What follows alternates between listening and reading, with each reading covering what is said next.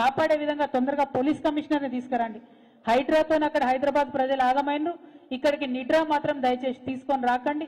పేద ప్రజలకు అవకాశం ఉన్న చోట తరలించండి, నదులను రక్షించండి. ఒక బాధ్యత కలిగినటువంటి ప్రతిపక్షంగా మేము మీకు సహకారం అందిస్తాం.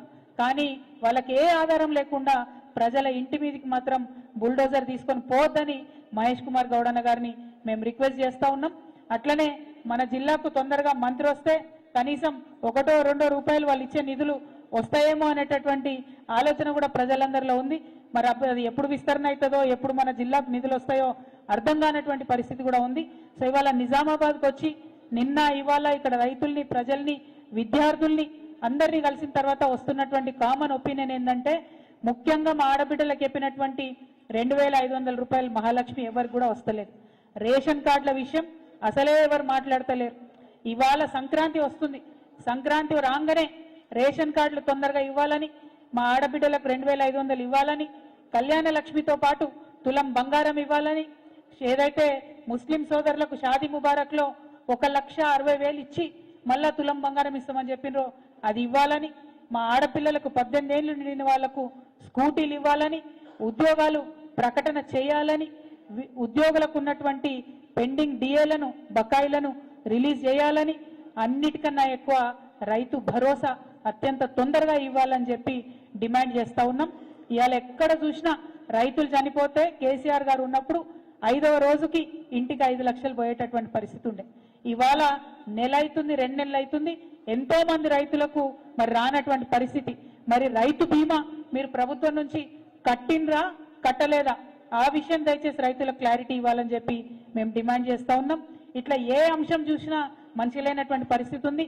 కాబట్టి నిజామాబాద్లో ఉన్నటువంటి బీఆర్ఎస్ శ్రేణులందరికీ కూడా మేము చెప్తా ఉన్నాం, తప్పకుండా వచ్చేటటువంటి లోకల్ బాడీస్లో, వచ్చేటటువంటి ఫ్యూచర్లో ప్రజలు కాంగ్రెస్ మీద నమ్మకం కోల్పోయినరు, మన వైపే చూస్తూ ఉన్నారు. కాబట్టి ఒక బాధ్యత కలిగినటువంటి ప్రతిపక్షంగా ఈ నాయకులు చేస్తున్నటువంటి తప్పుల్ని ఎక్కడికక్కడ ఎత్తి చూపుదాం. ప్రతి ఊర్లో కూడా ఇందిరమ్మ ఇండ్లు ఇస్తామని చెప్పిండ్రు, అప్లికేషన్లు తీసుకున్నారు, దానికి అత్తాపత్తా లేదు. మళ్ళా మొన్న సర్వే వేస్తామన్నారు, మళ్ళొకసారి అప్లికేషన్లు తీసుకున్నారు, దానికి అత్తాపత్తా లేదు.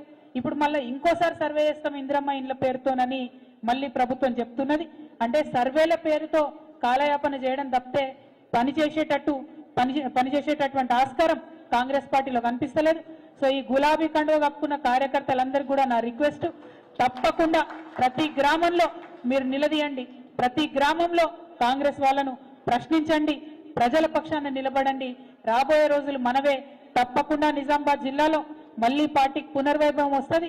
ప్రతి ఎమ్మెల్యే గెలుచుకుంటాం, ఎంపీ గెలుచుకుంటాం, లోకల్ బాడీస్లో సర్పంచులు, ఎంపీటీసీలు, జెడ్పీటీసీలు పెద్ద సంఖ్యలో మనమే గెలుచుకుంటామని చెప్పి ఈ సందర్భంగా నిజామాబాద్ కార్యకర్తలకు, నాయకులకు అందరికీ తెలియజేస్తా ఉన్నాను.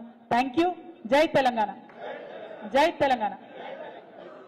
ఒక్క నిమిషం కూర్చోండి. ఏందన్నా?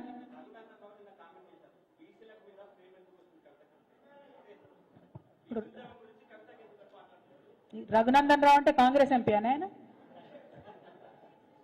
నేను రఘునందన్ రావు గారిని కానీ బీజేపీని కానీ నిన్నేమన్నా మాట్లాడినా? నేను మా నిజామాబాద్కు మొదటిసారి వచ్చినాం కాబట్టి నిజామాబాద్ ప్రజలకు ఇచ్చినటువంటి హామీల మీద నేను నిలదీసిన. కాంగ్రెస్ని నిలదీస్తే బీజేపీ వాళ్ళ కులుకుపాటు ఎందుకు వస్తుందో నాకు అర్థమవుతలేదు. కాంగ్రెస్ నుంచి ఎవరు రిప్లై ఇచ్చిండ్రు అని ఆలోచించేటటువంటి లోపలనే బీజేపీ నుండి 2-3 వచ్చి సీఎం గారికి రక్షణ గోడలాగా నిలబడుతున్నటువంటి పరిస్థితి చూస్తున్నాం. నిజంగా బీజేపీ ఈ రాష్ట్రంలో కాంగ్రెస్కి తోక పార్టీ అయిందని మాత్రం నాకు అర్థమవుతా ఉన్నది. Thank you. జై తెలంగాణ.